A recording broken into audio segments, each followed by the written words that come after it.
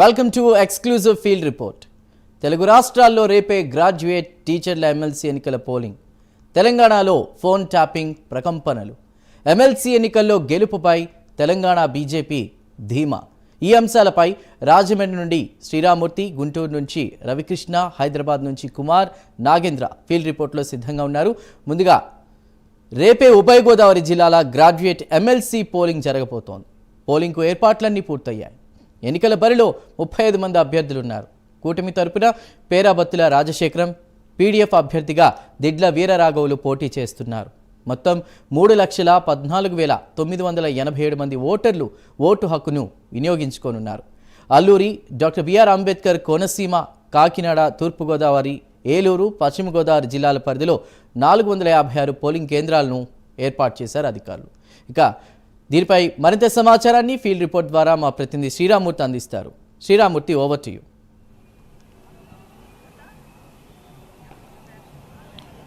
చూస్తుంటే ఉమ్మడి ఉభయ గోదావరి జిల్లాల గ్రాడ్యుయేట్ ఎన్నికలకు సంబంధించి గడువు సమీపించింది. ఇప్పటికే పోలింగ్ కేంద్రాలకి సామాగ్రిని తీసుకుని పోలింగ్ సిబ్బంది బయలుదేరి వెళ్ళిన పరిస్థితి ఉంది.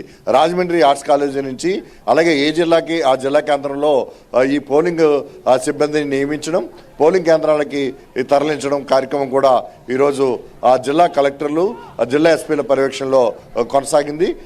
ఎక్కడికక్కడికి పోలింగ్ కేంద్రాలకి ఇప్పటికే పోలింగ్ సిబ్బంది అంతా చేరుకున్నారు. ఉమ్మడి ఉభయ గోదావరి జిల్లాల పరిధిలో ఈ ఎమ్మెల్సీ గ్రాడ్యుయేట్ ఎన్నిక జరుగుతుంది. దీనికి కూటమి ఎన్డీఏ కూటమి అభ్యర్థిగా పేరాబత్తుల రాజశేఖర్ పోటీ చేస్తున్నారు.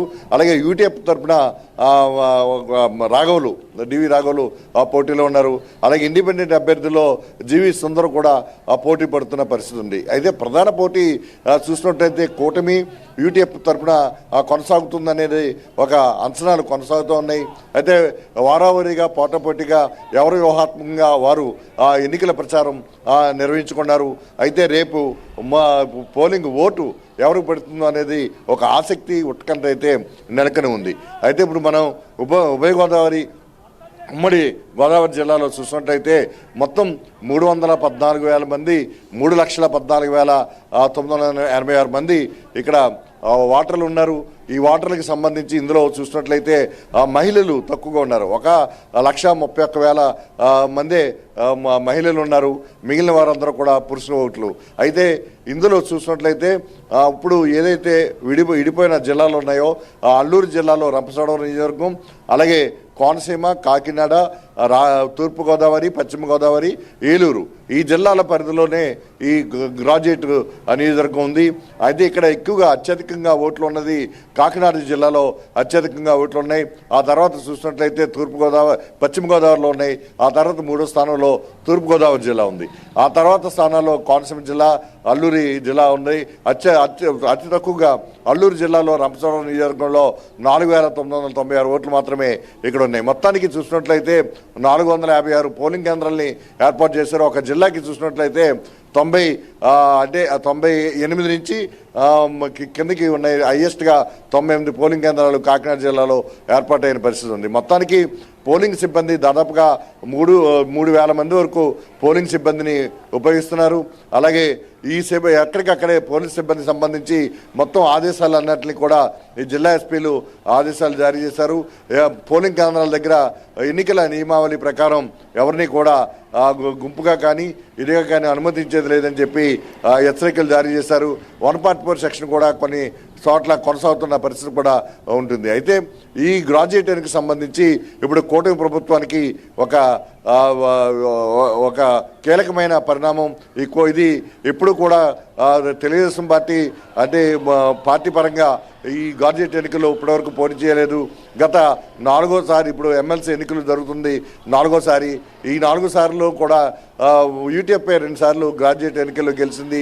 ఒకసారి రవి వర్మ ఎమ్మెల్సీ గ్రాడ్యుయేట్ ఎమ్మెల్సీగా గెలిచిన పరిస్థితి ఉంది. అయితే ఇప్పుడు ఎవరు రాజకీయంగా పార్టీ పరంగా కూటమి అభ్యర్థి నిలబడిన నేపథ్యంలో ఇది ఒక ఉత్కంఠ అయితే ఈ ఎన్నికలకే ఏర్పడిన పరిస్థితి ఉంది. అదే ఇది కూటమి ప్రభుత్వానికి ఒక పరీక్ష లాంటిది. కూటమి ప్రభుత్వ పరిపాలనకు ఈ పోలింగ్ ఒక పరీక్ష పెడుతుందని చెప్పేసి కూడా భావన ఉంది. అలాగే కూటమి నాయకులు కూడా కూటమి ప్రభుత్వం కూడా ఈ ఎన్నికని చాలా ప్రతిష్టాత్మకంగా తీసుకుని ఎన్నికల ప్రచారం కూడా అదే విధంగా కొనసాగించే పరిస్థితి ఉంది. అయితే యూటీఎఫ్ కూడా వ్యూహాత్మకంగా ముందుకెళ్ళింది. ఎన్నికల ప్రచారంలో కూడా యూటీఎఫ్ కూడా ముందే ఉంది. దీంతో పోటాపోటీ ఉందని చెప్పేసి ఇప్పుడు అంచనాలు. మొత్తానికి రేపు ఉదయం 8 గంటలకి పోలింగ్ ప్రారంభమవుతుంది, సాయంత్రం 4 గంటలకు ముగుస్తుంది. అయితే ఈ మొత్తం అంతా కూడా ఏలూరు జిల్లా కేంద్రంగా, ఏలూరు కలెక్టరేట్ కేంద్రంగా గ్రాడ్యుయేట్ ఎన్నికలకు సంబంధించి ఎన్నికల అధికారి ఏలూరు జిల్లా కలెక్టర్ వ్యవహరిస్తున్నారు. అందుకని ఇవన్నీ పూర్తయిన తర్వాత మొత్తం ఒకే చోటకి పోలింగ్ కౌంటింగ్, అంటే మార్చి 3వ తారీఖున కౌంటింగ్ జరుగుతుంది. ఆ కౌంటింగ్కి సంబంధించి ఇవన్నీ కూడా స్ట్రాంగ్ రూమ్కి తరలిస్తారు. రేపు సాయంత్రానికి సంబంధించి గ్రాడ్యుయేట్ ఓటు వేయడానికి ఎవరైతే పోలింగ్ బూతుల్లో ఉంటారో వారికి లేట్ అయినా కానీ అనుమతిస్తారు. ఆ తర్వాత అయితే ఎవరిని అనుమతించేది లేదని ఖచ్చితంగా ఎన్నికల అధికారులు ప్రకటన చేశారు. ఇక్కడ ఏదైతే ఎన్నికల సామాగ్రిని ఇక్కడ నుంచి రాజమండ్రి ఆర్ట్స్ కాలేజ్ నుంచి తూర్పుగోదావరి జిల్లాలో పంపిణీ జరిగింది. ఇక్కడ జిల్లా కలెక్టర్ ప్రశాంతి, అలాగే జిల్లా ఎస్పీ నరసింహకిషోర్ దగ్గరుండి మొత్తం అంతా కూడా పర్యవేక్షణ చేశారు.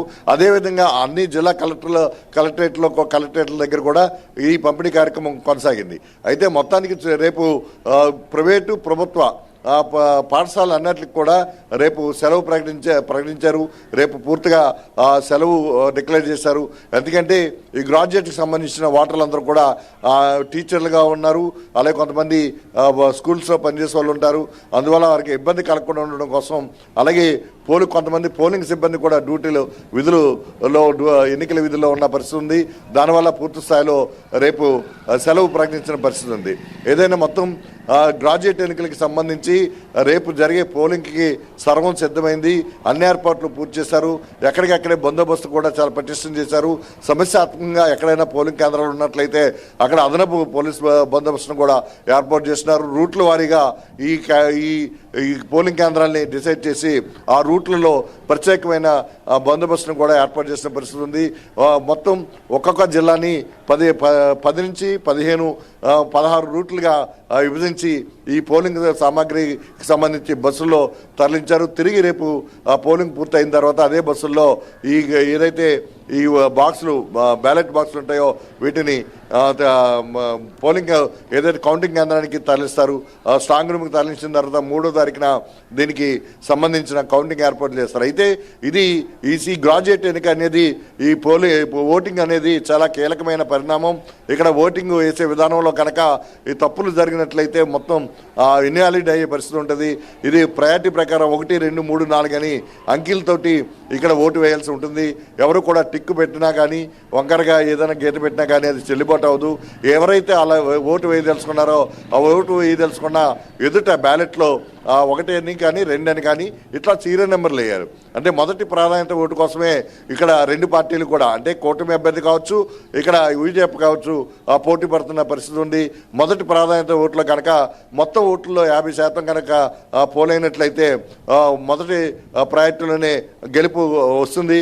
కాని పక్షంలో ఈ ఓట్ల లెక్కింపులో కూడా మొదటి ప్రయారిటీ, సెకండ్ ప్రయారిటీ, 3వ ప్రయారిటీ కింద లెక్కింపు కూడా ఉంటుంది. దానివల్ల ఈ ఓటు విధానంలో కూడా చాలా జాగ్రత్తలు తీసుకోవాల్సిన అవసరాన్ని కూడా అవగాహన కలిగించారు. మొత్తానికైతే రేపు జరగబోయే ఉభయ గోదావరి గ్రాడ్యుయేట్ ఎన్నికలకి సంబంధించిన, ఎమ్మెల్సీ ఎన్నికలకు సంబంధించిన ఏర్పాట్లన్నీ కూడా సిద్ధమయ్యాయని చెప్పొచ్చు. Satish. Right, thank you Sriramurthy.